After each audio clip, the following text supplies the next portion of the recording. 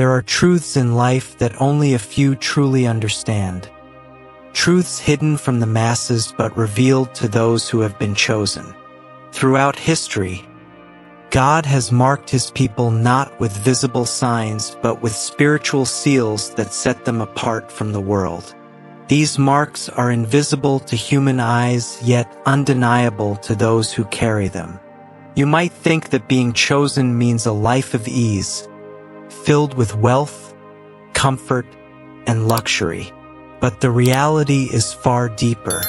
The truly chosen ones do not measure their worth by riches or possessions, nor do they seek the fleeting pleasures of this world.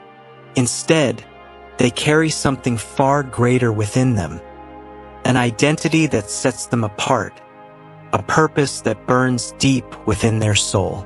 Not everyone who claims to follow God is truly marked by Him. There is a clear distinction between those who merely speak His name and those who are sealed by His Spirit. The question is, do you bear these marks? Many live under the illusion that they are on the right path, convinced that faith alone is enough. But faith without evidence, without transformation, is empty. The Bible reveals that God's true children bear 7 undeniable marks, signs that cannot be faked, bought, or imitated. These marks separate the chosen from the deceived, the genuine from the false. You need to know what these marks are. You need to examine yourself in the light of God's truth because, in the end, there are only 2 kinds of people, those who carry His marks and those who do not. What you are about to hear is not common knowledge. These truths are revealed only to those willing to seek, listen, and surrender to God's calling. If you are still here, it means you are searching for something deeper, something real. By the end of this message, you will see yourself in a way you never had before. A transformed heart is the first and most undeniable mark of the chosen. Without it, nothing else matters. A person can have knowledge of Scripture, be involved in religious activities, and even appear righteous before others. But if their heart remains unchanged, they do not belong to God. The Bible is clear. God does not look at outward appearances. He looks at the heart. In Ezekiel 36 verse 26, God promises, "I will give you a new heart and put a new spirit in you. I will remove from you your heart of stone and give you a heart of flesh." This is not a superficial change. It's not about modifying behavior or adopting religious rituals. It's about complete transformation from the inside out. Think of Saul, the persecutor of Christians. He was zealous in his religious pursuits, yet his heart was far from God. It wasn't until he encountered Jesus on the road to Damascus that his heart was truly transformed. He became Paul, a man whose entire life was redirected by the power of God's love. This transformation is unmistakable. It changes how you love, how you speak, how you think, and how you handle wealth and success. It shifts your priorities. Before, money and luxury might have been your main pursuit, but now you see them as temporary, fleeting. You realize that true riches are not found in material possessions but in treasures stored up in heaven. There is a fundamental difference between those who casually hear the truth and those who embrace it with unwavering conviction. Many people claim to follow God, but when confronted with hard truths that challenge their comfort, ambitions, and way of life, they turn away. The chosen are different.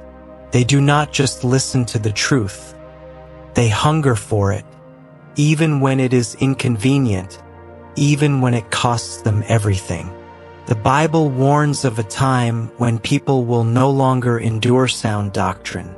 Instead, they will seek teachings that align with their desires, choosing comfort over conviction, preference over principle. That time is now. The world tells us that love means accepting everything. But true love, the love of God, corrects, refines, and transforms. The chosen do not compromise on the truth because they understand that truth is not just an idea. It is a person. Jesus himself declared, "I am the way, the truth, and the life." John 14 verse 6, to reject the truth is to reject him. There is a painful yet undeniable reality about the chosen.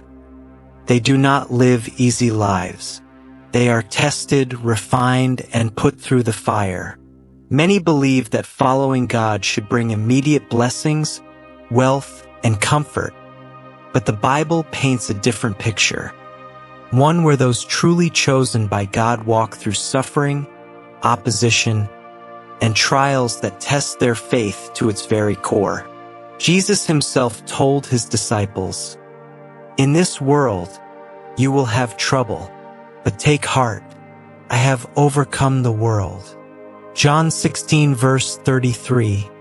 Notice that he did not say you might have trouble, but you will. The chosen are not exempt from hardship. They are strengthened through it.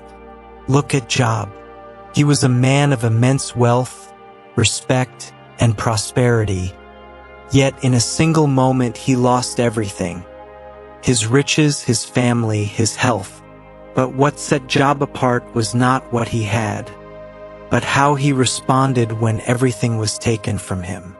He refused to curse God. He refused to abandon his faith. And in the end, because of his perseverance, God restored him and blessed him even more than before. The chosen do not just want to be better people, they want to be set apart. They long to be pure, to be different, to live in a way that pleases God regardless of what the world around them is doing. The Bible makes it clear, "But just as he who called you is holy, so be holy in all you do. For it is written, Be holy because I am holy." 1 Peter 1:15-16. This is not a suggestion, it is a command. Holiness is not optional for the chosen. It is a defining mark of who they are. These are just 4 of the 7 marks of the chosen. If these resonate with you, continue to seek, to listen, and to surrender to God's calling. The rest of this journey will reveal even more about what it truly means to be set apart by God. The path of the chosen is one of great sacrifice but even greater reward. Those who walk in the footsteps of Jesus will bear the weight of trials, yet their spirits will soar in his truth.